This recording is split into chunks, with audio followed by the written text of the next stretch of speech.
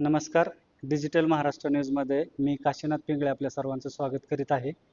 आज आपण बारामती विधानसभेची जी निवडणूक लागलेली आहे, या संदर्भात बारामती तालुक्यामध्ये तसेच शहरामध्ये काही जे लोक आहेत किंवा जे मतदार आहेत, त्यांच्या मुलाखती किंवा त्यांना जे काय वाटतं ते जाणून घेण्याचा प्रयत्न करणार आहोत.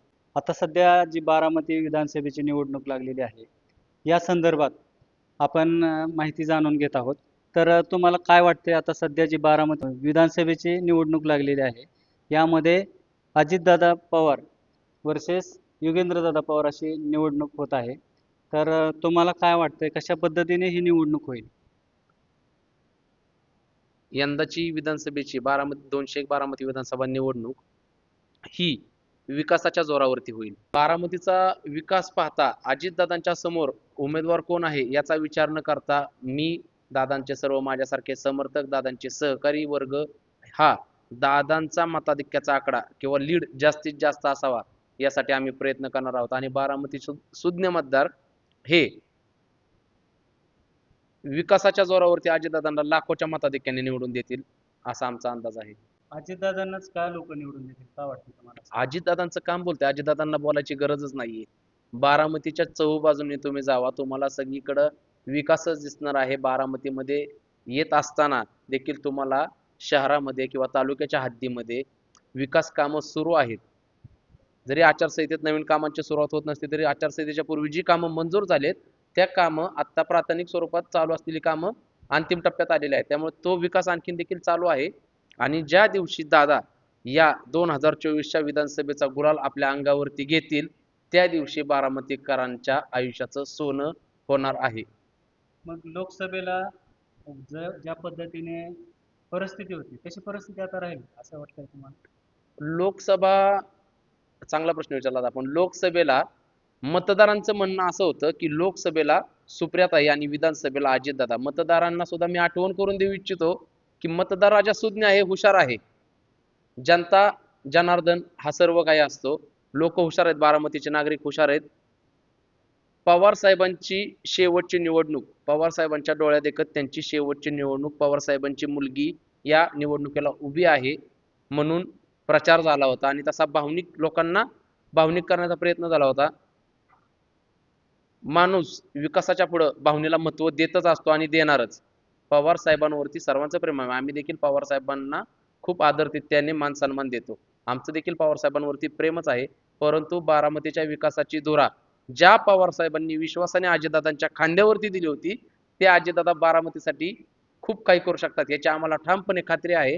म्हणूनच मी किंवा माझ्यासारखे मतदार अजितदादांच्या पाठीमागे उभे आहेत. बारामतीमध्ये नेहमी विषय होतो की मलिदा गँग हा वारंवार विरोधक आरोप करत असतात.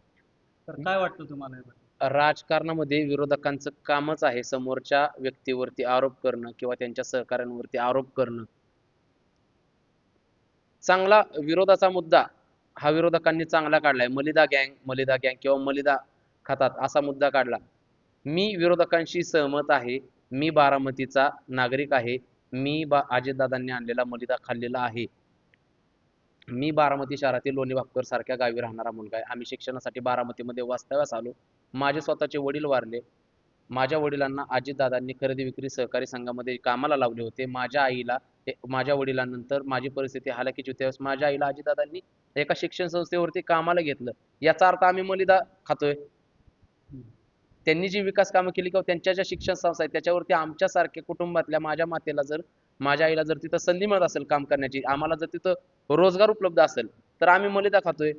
आज तुम्ही एमआयडीसी परिसरामध्ये जाऊन पाहू शकता महिलांसाठी मोफत स्त्री रुग्णालय चालू केलं आहे. तिथं कोणत्याही प्रकारचा पैसा स्वीकारला जात नाही, आकारला जात नाही. मोफत त्या ठिकाणी उपचार होतात. मेडिकल कॉलेज दादांनी आणले या ठिकाणी. बारामतीमध्ये सुनेत्रा वहिनींच्या मार्गदर्शनाखाली अजितदादांच्या प्रयत्नातून बारामती टेक्सटाईल म्हणून सारख्या कंपन्या सुरू झाल्या. भारत फोर्ज असेल, पियाजो असेल. युवकांना महिलांना रोजगाराची संधी त्या ठिकाणी उपलब्ध करून देण्यात आली. आज तुम्ही बारामतीमध्ये पाहू शकता बारामतीतील लोकांचं जीवनमान पहिल्यापेक्षा किती उंचावलंय. कारण की महाराष्ट्रामधून कित्येक तरी गावातून लोक बारामतीमध्ये येतात, नोकरीसाठी येतात, शिक्षणासाठी येतात. का तर बारामतीचा तेवढा विकास झालाय, लोकांना इथून बाहेरगावी जायची गरज नाही. सगळे चांगले हॉस्पिटल दादांनी बारामतीत आणले, चांगल्या शिक्षण संस्था दादांनी बारामतीत आणल्या, रोजगाराच्या संध्या इथं युवकांना महिलांना उपलब्ध करून दिल्या. त्यामुळे बारामतीचा सर्वांगीण विकास झाला आहे असं मला वाटतंय. आणखी देखील बारामतीचे काही प्रश्न राहिले असतील तर ते विरोधकांनी समोर येऊन सांगावे, स्पष्ट सांगावे. मलिदा गँग हा शब्द जसा अजितदादांच्या कार्यकर्त्यांसाठी वापरला जातो, असाच मलिदा विरोधक पण खातात. असं नाहीये की विरोधकांना मुरुमाचे रस्ते आहेत, खड्ड्यातनं जावं लागतंय. ज्या रस्त्याने आम्ही जातो त्या रस्त्याने ते पण जातात. ज्या शिक्षण संस्थेत आम्ही शिकलोय, जिथं आमचे भाचे शिकतात, पुतणे शिकतात, त्या शिक्षण संस्थेत विरोधकांची पण मुलं शिकतात. बरोबर. सर्वांना सारखंच आहे बारामतीमध्ये. मग फक्त विरोधाला विरोध आणि ट्रेंडिंगला यायचं, किंवा आपण टीव्हीवरती झळकण्यासाठी आपण अजितदादांसारख्या एका कार्यक्षम नेत्याला नावं ठेवायची, त्या ठिकाणी आपण चर्चेत येऊ शकतो, आपली हवा होऊ शकते. हे जे भूत विरोधकांच्या डोक्यात चढलंय, हे भूत उतरलं पाहिजे.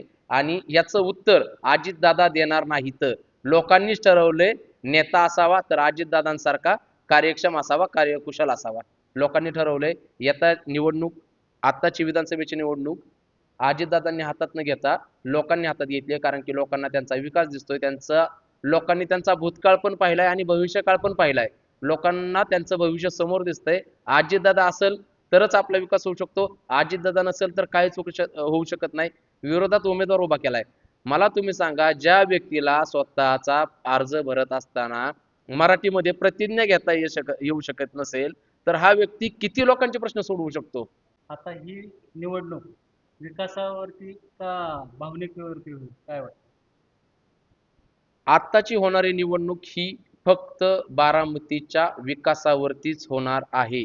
अपवादात्मक सांगायचं म्हणलं तर ज्या वेळेस पवार साहेबांनी युगेंद्र दादांना लॉन्च केलं, पवार फॅमिलीविषयी आम्हाला खूप आदर आहे. ते देखील आम्हाला खूप आपुलकीने विचारपूस करत असतात. आम्ही केवळ युगेंद्र दादांवरती टीका म्हणून बोलणार नाही, कारण पवार फॅमिली ही आमच्यासाठी उच्च स्थानावरती आहे, प्रेमळ लोक आहेत, खूप आपुलकीने वागवतात सर्वांना.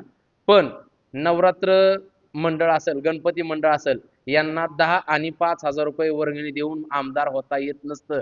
एवढंच मी तुमच्या या चॅनल मार्फत योगेंद्र दादांना सांगू शकतो.